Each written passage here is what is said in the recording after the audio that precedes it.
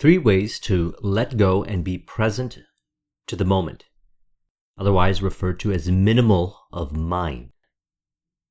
Some of you might know that I started out this YouTube journey sharing my experiences and the different learnings that I had acquired from books based on my experience in entrepreneurship, personal development, through one video, and it was living out of a backpack. 2013, when I grew my IT business up to a certain level, I decided that I was going to get rid of everything that I own, fit whatever essentials into a backpack, and go to Europe for a while. Now that kicked off a whole phase of my life, an exciting journey, and it brought me into a deep level of understanding that so much physical, mental, and emotional aspects that we try to hold on to in our life is not actually in harmony with who we really want to be and how we really want to live. And for whatever reason, we believed a lot of the physical, mental, and emotional aspects were part of living a happy and fulfilling life. And this created a bias. And the bias is that in order to live and experience more fullness, joy, happiness in life, we need to acquire and accumulate more physical possessions, emotional sensations that are based on what other people or suggestions from the outer world recommend. And sometimes it is more than a recommendation. It almost seems like an imposing of how we should experience our emotions.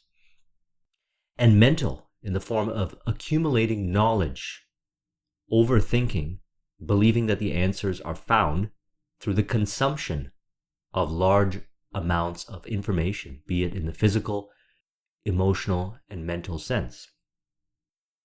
Now we get to a certain point in the journey where we realize that while those things can bring us joy, the greatest sense of joy is found through what we call the great work, which is purification of the mind, to discover who we really are, so we could live the way we truly want to live in spirit of harmony, benefit for us, others, divine, and evolution.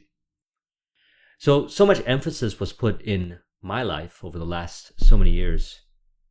How many years since I made that video?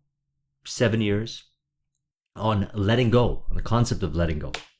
And then I came across the book Letting Go by David Hawkins, and it further dimensionalized my understanding of the concept of being minimal of mind. The mind is a tool that we use to create reality with. It is not who we are. We have the ability to direct our mind and work with our mind, conscious mind and subconscious.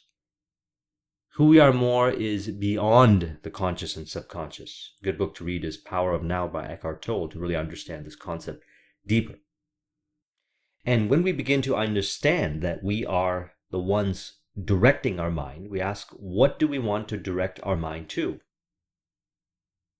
And then the answers are found within what we call intuition, which is our inner voice conversation, otherwise known as the heart's desire.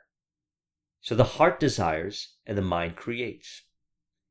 So if this is as simple as it sounds, the heart desires and the mind creates, and we are here to live and express through the mind via our heart desire. In other words, choose and accept ourselves, listen to our heart's desire, and express our heart desire. Why is it that we have suffering and confusion and stress on the journey to creating what we desire? Well, the answer to that was discussed many times over the past videos, and that the answer is really found in the assumptions that we have believed to be true, which created beliefs that was received from the outer world through environment that caused a certain self-image to be formed. And this self-image, which is conceptual in the subconscious, is largely responsible for the experiences that we have in our reality. How we interact with people, how we relate to people, how we relate to information, environment, and circumstance. So the great work is the evolution of the self-image, one way of looking at it, to bring us into alignment with what we call a higher version of ourself, or higher self, or who we aspire to be. Now, this is a constant journey, and much of it is at a certain stage of our journey, after we're done accumulating a lot of information and a lot of emotional experiences and physical items, we then go into a different state of mind. We become renewed in the mind, and most of the renewal of the mind involves letting go. So let's discuss. Understanding these concepts will help us align the conscious mind in a way that is purposeful and direction-oriented. In other words, working with our conscious mind and directing it towards creating what we desire, which is the heart's desire. This information helps us during challenging and uncertain times. When we experience challenges, do we see it as opportunities? When we experience uncertainty, do we have a desire to create certainty? This is found, the answer to these questions, and being in harmony with uncertainty and challenge, is found by the relationship that we cultivate with the conscious mind and the subconscious mind. Subconscious mind is responsible for creating reality. It is connected to what we call the superconscious mind, otherwise known as infinite intelligence. And our ability to express through the subconscious mind is going to be determined by what we direct our subconscious mind to create, and the releasing or letting go of past information programming, physical, mental, and emotional beliefs that are externalized as attachment in the outer world. And this purification of the mind is an ongoing journey to bring the conscious mind and subconscious mind in harmony.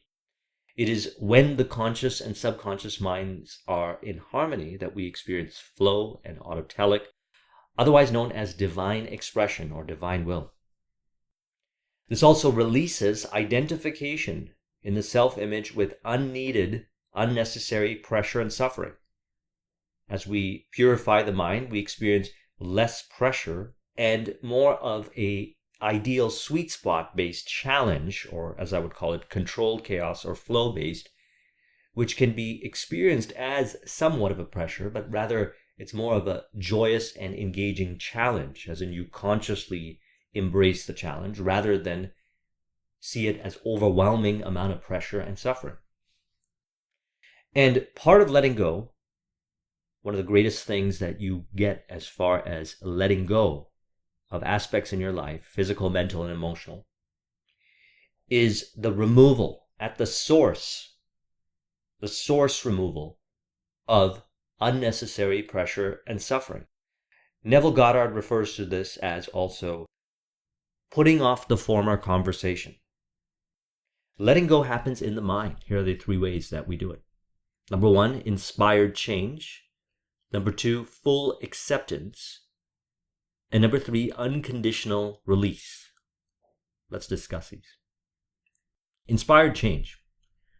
So much pressure and suffering is a result of unfulfilling expressions of desire. Unfulfilling expressions of desire that create conflict with ourselves, others, and the laws of nature. The goal is to bring into alignment the laws of creation with the laws of nature. Bring it into alignment. And in order to bring it into alignment, one has to be in alignment. And the desire from the superconscious is pure to be expressed through the individual and the collective as spirit of harmony. And this is done by asking ourselves this one important question based on the various important areas of our life. And we'll use the Robert Dilts model to help us simplify this. Is it true for you? Is the information that you are consuming, are the suggestions from the outer world, is the current state of your environment, your behaviors and capabilities, your values and beliefs, true for you? So much pain and suffering is a result of identifying with pain and suffering based information to ourselves. So some information may be fulfilling to another person, may not be fulfilling to you. Some information or some experiences in life might be joyful and blissful for another person, yet create suffering and pressure for you. Now this manifests itself on the journey as choice of vocation, what we desire to create? In other words, do we really want to create what is in alignment with who we really are? Or are we looking around to see what others are creating and say, it would be nice to have what they have, because you see the approval and validation that they're getting as a result of what they have? Now, you can certainly try it. Part of this journey is riddled with curiosity. But as you get to a certain point where you achieve those elements, let's say you do, you will know right then and there if it's aligned with who you are, and then that's okay. You might have to release some of those aspects. We want to ask ourselves, with the information that we are choosing, the experiences we're having in the outer world, and we'll know if we're holding on to these elements by reflecting on the Robert Dills model and saying, is this true with our identity? So this is where we tie into our intuition, our inner voice. Remember, the goal is to bring into alignment the conscious, the subconscious, and the superconscious. This is done through intuition, the inner voice conversation. And the more we ask these questions, the more we will find we'll get the answers from sometimes the most unexpected places, from signs and synchronicities and conversations with others and reflections of information, perhaps in this video, as well as an inner voice dialogue, inner voice conversation. Now, what you'll find is that this identity, self-image, will be experienced in what we call alignment or contrast. So you'll see it in the outer world as well as yourself, if you're really being real or not. Are you being real with yourself and others, or are you not? That's how you know that the self-image has been programmed by either what is true for you or what is not true for you. And it's not necessarily one or the other. It could be a combination in various areas of your life. But these are clues. Are the values and beliefs that you have really true for you? Capabilities is very important. Capabilities is about what you do. What are the skills you're developing? What are your contributions? How is your desire being expressed through services, actions, and experiences that you have to contribute? Are you doing it in a way that is really in alignment with who you are? No matter where you are on the journey, it's important to reflect on these questions, because at some point you're going to adjust this, and it doesn't have to happen right now. What we're talking about is inspired change, as in the change is happening from within through the questions. As a result of asking these questions to yourself and revealing the answers, you're going to automatically choose what is in alignment. You're going to find yourself gravitating to the direction that is in alignment with what you truly desire, or more accurately put, how you want to express the desire. Now, the same is about behaviors. Are the behaviors that you do day to day in alignment with who you really want to be? And what about your environments? What about the outer world? What about the places that you go and the experiences that you have, the outer world, people, environment, circumstance, and information? Is this in alignment with who you really want to be, or is it something that is a result of maybe suggestions that you have from your past? Now, the moment you ask yourself these questions, and I recommend asking these questions on a regular basis, you'll start to see that the pressure and suffering was caused by misalignment with these aspects that were not in alignment with who you really are, via the question, is it true for you? Just because there are an infinite volume of beliefs that exist in the world doesn't necessarily mean you have to believe all of them or most of them. Each individual is contributing to reality in many different ways. This is, you could say, a collective experience. In order to release the individual, to release the pressure and suffering and be in contribution through the spirit of harmony, which is benefit for you, others, divine, and evolution, we ask ourselves, is it true? And through the question that we ask ourselves, and the change that happens within as a result of the questions that we ask ourselves, we begin to let go of the identities, the values and beliefs, the capabilities, the behaviors, and in the environment, and even the vision, what you desire to create, and align with what you do want to create. And we'll talk about why this is important in a moment. So full acceptance. Always remember this. Information, as in whatever it is that you take in from the outer world, does not need to give you or does not need to form your identity. It is part of the experience.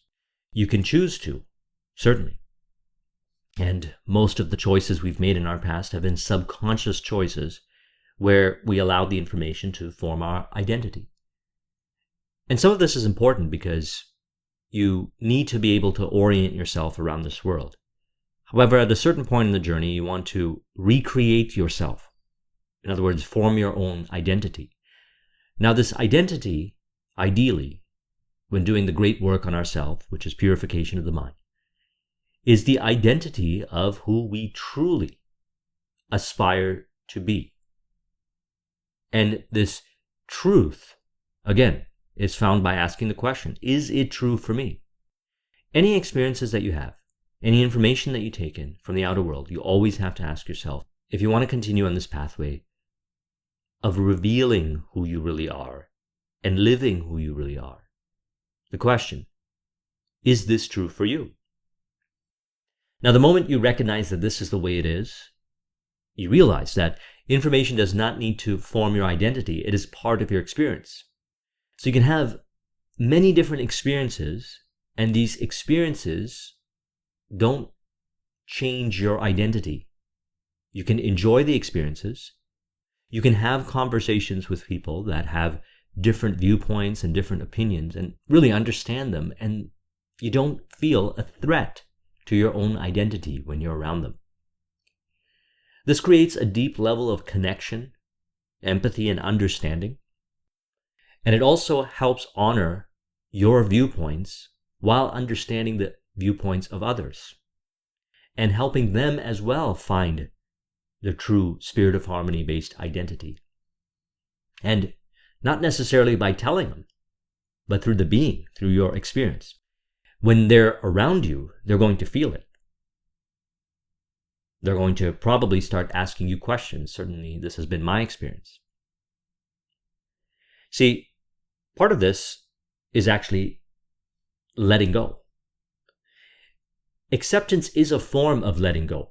Because what are you letting go of?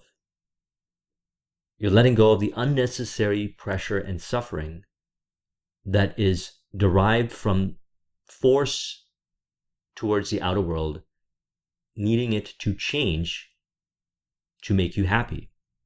Now, this is a paradox, because being attached to certain outer world elements amplifies your pressure and suffering, as we know.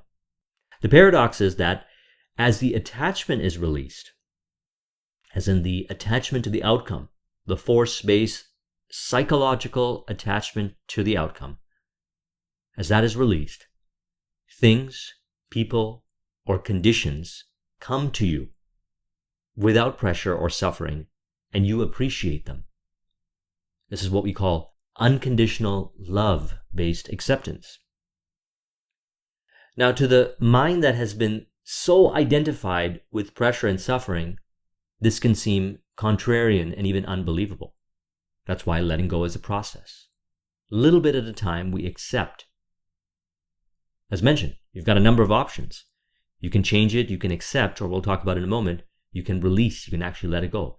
The goal is to bring yourself into a state of mind we call present to the moment. And the reason why we bring ourselves to the present moment is something of a deeper concept, which I talked about in the last few videos, is that all things exist right now. And that all that exists is actually this present moment. And while the past reveals to us about what can show up based on our programming, we can let go of it if we choose to desire, or we can reflect upon it, or we can realize that it was contributing to where we are right now.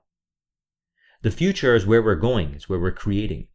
But when we create an overly identified image around finding happiness in the future, we then create additional pressure and suffering because we have not accepted. And there's only one thing to accept, really, and that is this moment right now. Now, through the acceptance of the moment, the outer world is reflected and revealed as acceptance received from people, conditions, and things. So let's look at this from the Robert Dilts model. Going back earlier, when we purify the mind and we allow ourselves to be who we really are by asking the question, is it true for you? We realize what we really want to create, our vision. We assume the identity more so each day, the affirmation of who we really are, and realizing that not only is it who we really are, but it was actually meant for us to have those things that we truly desire. More accurately put, the desire is expressed through the conduit of identity, values, beliefs, capabilities, behaviors, and environment. This was discussed in the last video I did. Recommend that you watch it. And we'll find ourselves more aligned via our inner voice. You will be able to resonate with. You'll be able to identify the values and beliefs that resonate with you, the capabilities, the skills you want to develop, and the ways you want to express that are resonant with you. And you will resonate with certain behaviors. Now, if we try to change our behaviors, and if we don't change the very source, the identity, that is automatically choosing the other behaviors, which we call bad habits, we'll constantly be fighting with ourselves, forcing ourselves, and tricking ourselves to change the behavior. And while that may work through the repetition, what we're really talking about here is understanding that there's another way of doing it. So as we reflect upon the Robert Dilts model, we ask, is the vision, do I want to accept fully this vision that I want to create? In other words, do we commit to this vision? As mentioned earlier in some of my past videos, and I did a discussion on it, the definite chief aim, which I learned from Napoleon Hill, I see it as a spiritual commitment. As in, when I create a definite chief aim, and watch the video I did on creating a definite chief aim, it doesn't have to be a grand definite chief aim. It could be one specific project or a goal that I'm going to see all the way till completion.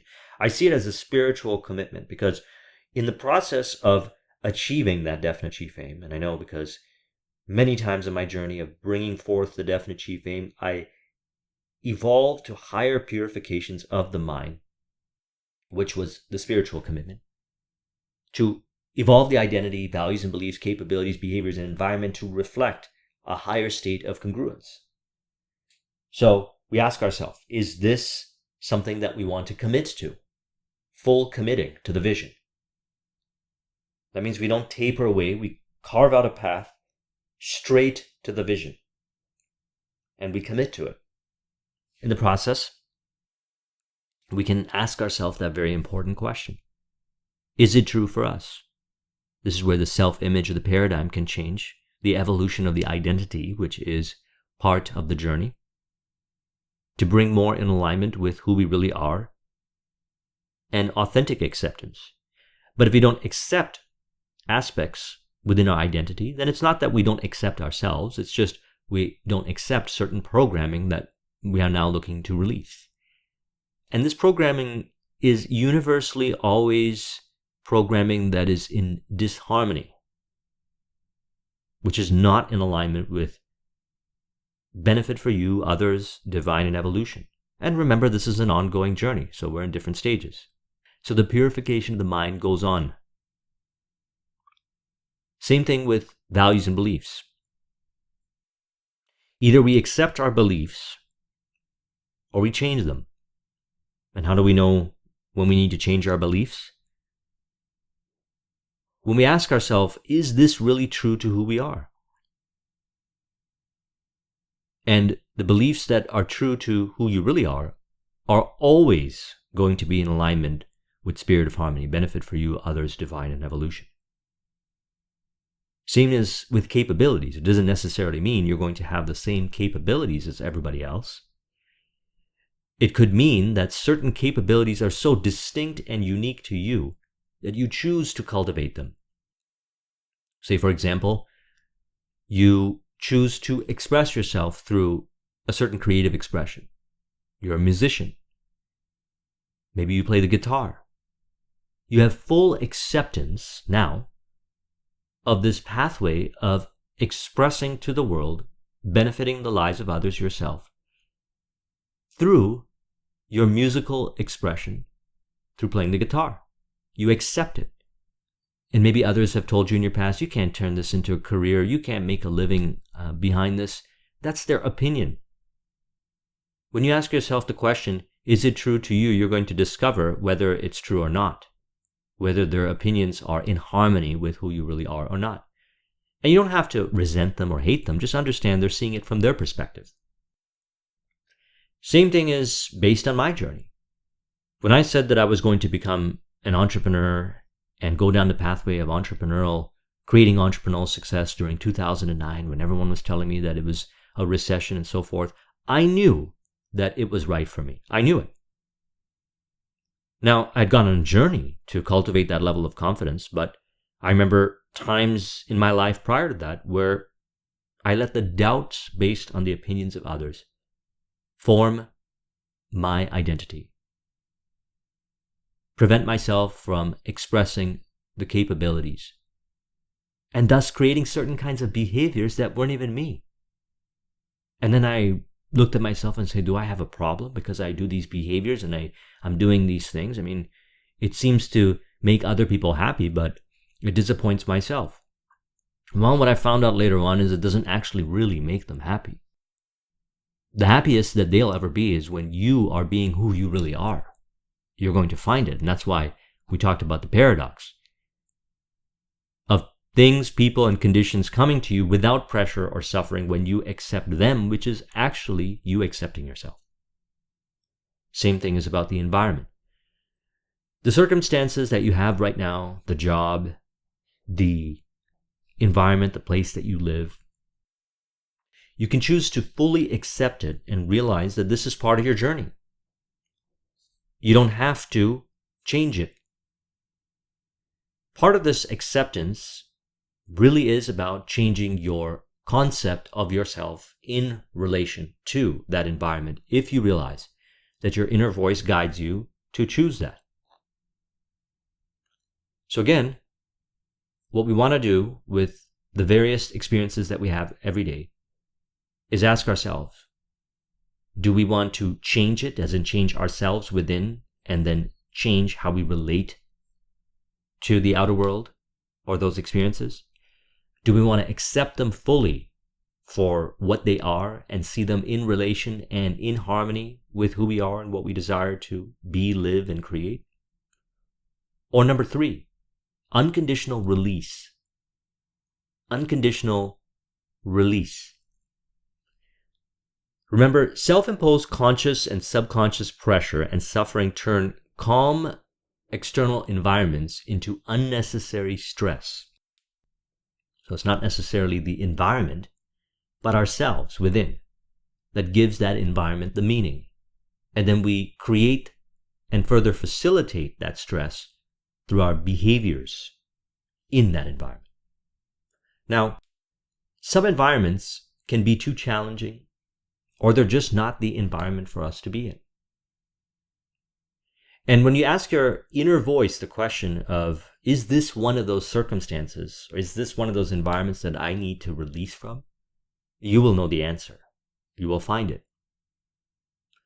It takes a lot of courage to release yourself from an environment that is further impressing programming in your subconscious mind of denial of your discovering and living your true identity. And always remember this. And remember, a mind riddled with unnecessary pressure and suffering leads the individual into unnecessary complexity and convolution in relation to their goals. This leaves them feeling drained, empty, and exhausted. So does the environments that you engage in relation to the goals, your dreams, your aspiration, leave you feeling drained, empty, and exhausted? You're having a hard time accepting that environment. You have a hard time changing that environment. You have a hard time changing yourself in relation to the environment. Well, maybe that environment is not really in alignment with who you really are. And so that's why we release the environment. We let it go.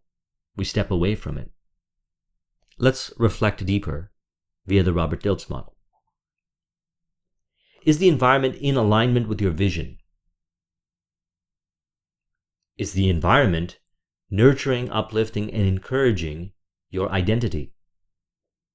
Is the environment riddled with disempowering values and beliefs, or beliefs that are right for you?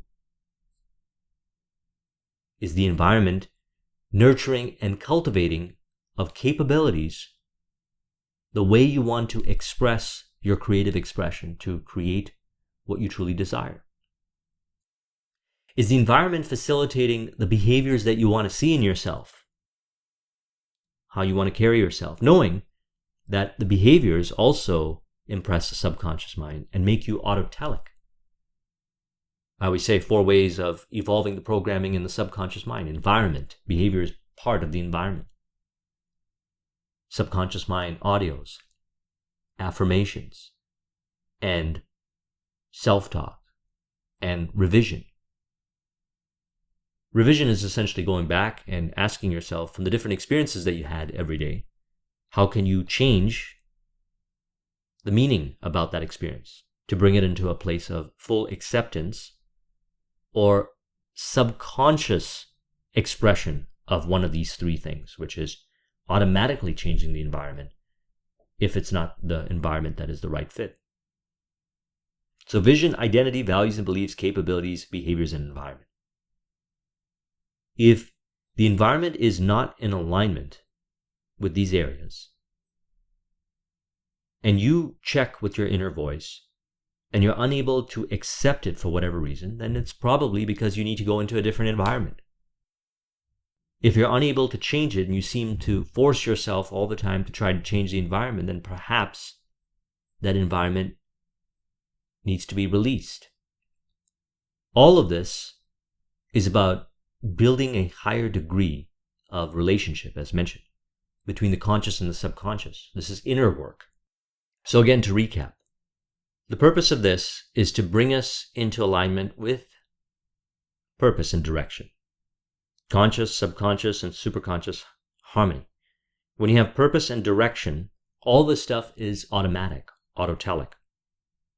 Also, these 3 ways, the answer is found within, based on your circumstance, based on your experience. If you find yourself looking for the answers in the outer world and only getting confused further, it is probably because you're not listening to yourself. You know the answers. I'll speak from my own experience on this, and I spoke to many others regarding this. As a result of listening to yourself and trusting yourself, this will become a habit. And the various experiences that you have on a day-to-day basis in your life, you'll know if whatever it is, if it needs to be let go, can be let go from any of these perspectives. You can change it within, as in the concept of yourself related to it. You can fully accept it the way it is, which is a form of letting go. So you're letting go of the pressure and suffering. Or you let it go in the outer world, as in release it, based on the realization that it's not in alignment with who you really are and what you desire to create and how you were divinely designed to express. If you want to copy this mind map, the link is in the description. Thank you very much for watching. I'll talk to you soon. Take care.